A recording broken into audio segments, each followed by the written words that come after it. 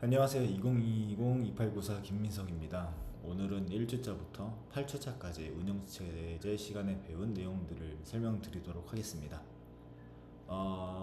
먼저 누군가 저에게 프로세스란 단어를 언제 처음 들었냐 라고 이제 물어본다면, 저는 초등학교 시절에 게임이 너무 렉이 걸려서 작업관리자에서 프로세스를 처음 봤다 라고 얘기를 할 것 같습니다.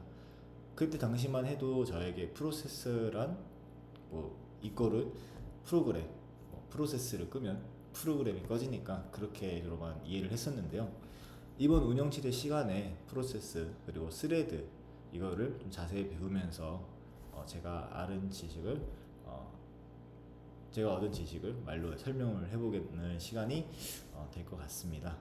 먼저 프로세스에 대해서 설명을 드리겠습니다. 프로세스는 흔히 이제 프로그램이 우리는 돌아간다 이렇게 말을 하잖아요.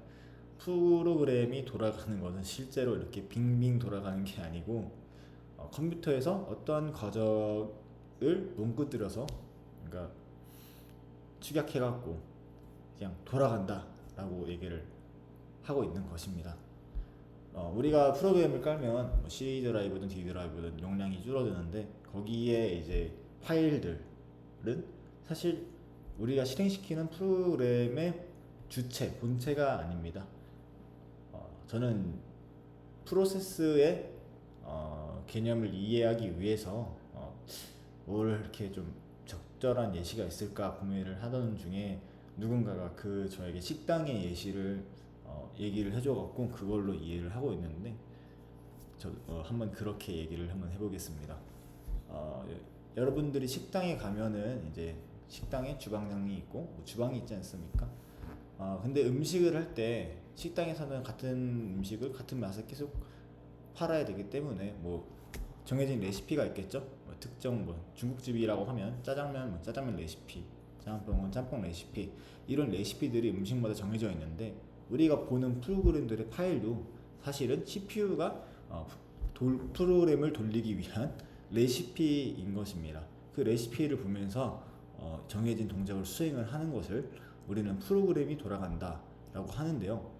정확히 더 말하면 CPU는 그런 프로그램 파일들을 D램이라는 공간에 할당을 해서 프로세스, 이 D램의 프로그램 파일들을 할당하는 것을 프로세스, 우리는 그래서 프로세스가 동작한다 라고 부르기로 했습니다.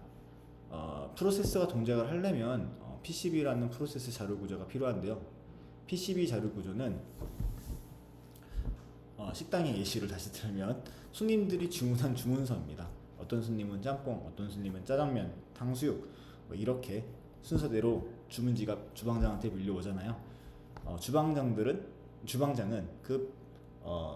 원하는 내용, 즉 수행해야 되는 프로그램 처리 순서들이 적힌 PCB를 보면서 프로세싱을 하고 있는데요. 이제 PCB에는 힙 스택인 동적 할당 공간이 있고, 값을 담당하는 밸류 데이터, 그 다음에 주소값을 담당하는 컨텍스가 있습니다. 이 PCB들이 즉 주문서가 주방장 앞에 쭉 나열되어 있다고 생각을 해봅시다. 주방장은 급한 요리가 갑자기 서빙이 급하게 나가야 되는 요리가 생기면 뒤에 있던 PCB를 앞으로 당겨서 그거부터 요리를 해가지고 다시 내보내고 그런 상황이 흔하잖아요. 마찬가지로 주방장의 CPU는 이 PCB 즉 프로세싱을 바꿔서 먼저 처리를 하거나 잠시 웨이트하거나 레디를 시킬 수 있습니다. 이거를 컨텍스트 스위칭이라고 하고요. 이제 멀티 프로세싱에 대해서 설명을 하겠습니다. 멀티 프로세싱은 주방장이 2명인 겁니다. 주방장이 2명이어서 요리를 2개를 동시에 만드는 거고요. 주방장이 1명인데 만약에 2명분의 일을 할 수 있는 1명이 있다고 치면, 밖에 기다리는 손님들은 능력이 1 이렇게 1이 2명인 주방장과 능력이 2인 주방장 1명이 내는 음식 속도 차이를 느끼지 못할 것입니다. 동시에 2가지 음식이 만들어지고 있다고 생각을 하겠죠. 마찬가지로 멀티 멀티코어인 CPU는 멀티 프로세싱, 즉 정말로 프로세스를 2개 이상 병렬적으로 동시에 하고 있는 거고, 싱글 코어인 경우에도 프로세스는 PCB를 엄청 빠른, 즉 프로세스를 엄청 빈번하게 바꿔가면서 우리 눈에는 마치 동시에 실행이 되고 있구나라고 그런 느낌이 받게 동작을 할 수도 있습니다. 앞서 말했던 멀티코어는 멀티 프로세싱이라고 이 싱글 코어가 우리 눈에는 멀티처럼 보이게 하는 그런 프로세스 동작 방법을 프로세스 동작 방법을 타임 쉐어링 시스템, 시그널 시스템이라고 합니다. 이제 프로세스의 개념을 얼추 알았으니 좀 더 자세히 다뤄볼 텐데요. 사실 제가 프로세스를 공부하면서 가장 이해하기 좀 난해했던 점은 포크의 생성, 그러니까 프로세스의 생성이 복제인 포크라는 점이었습니다. 저의 생각에는 생성이라 함은 똑같은 것을 그대로 가져오는 게 아니라 새로 만들거나 새로 할당을 하거나 이래야 생성 같은데, 아니 기존에 있던 프로세스를 복제한 다음에 뭐 여기서 새로운 execute 실행을 하면 생성이 된다고 하는 게 처음에는 잘 와닿지 않았는데요. 이거를 위해서 좀 더 공부를 해서 이해를 했습니다. 제가 이해한 내용을 다시 설명을 하는 시간을 갖도록 하겠습니다. 먼저 이 포크가 프로세스의 생성이 된 이유를 알려면 가상 메모리와 피지컬 메모리, 물리 메모리의 관계를 알아야 됩니다. 맨 처음에 포크가 되기 전, 즉 페런트 프로세스는 일정한 피지컬 메모리에 가상 메모리가 피지컬 메모리에 매핑이 되어 있습니다. 포크 이후에 이 페런트 프로세스와 차일드 프로세스가 두 개가 생기는데요. 차일드 프로세스는 페런트 프로세스의 모든 값들을 다 가져서 복제를 하는 것이 아니라 사실은 이 페런트 프로세스가 가리키는 피지컬 메모리의 매핑, 즉 페이지 테이블을 똑같이 가지는 겁니다. 여기서 이해해야 될 것은 실제 물리 메모리는 포크 이후에 가리키는 물리 메모리는 변하지 않았다입니다.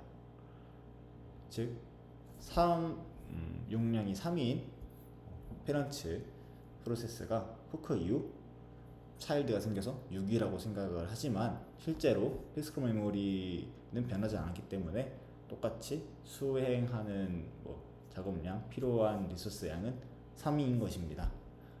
결국 이것으로 알아볼 수 있는 것은 포크의 생성은 프로세스의 포크가 프로세스의 생성이 된 것은 이 컴퓨터 리소스를 효율적이고 경제적으로 관리하기 위해서 포크가 프로세스의 생성이 된 것을 알 수 있는데요.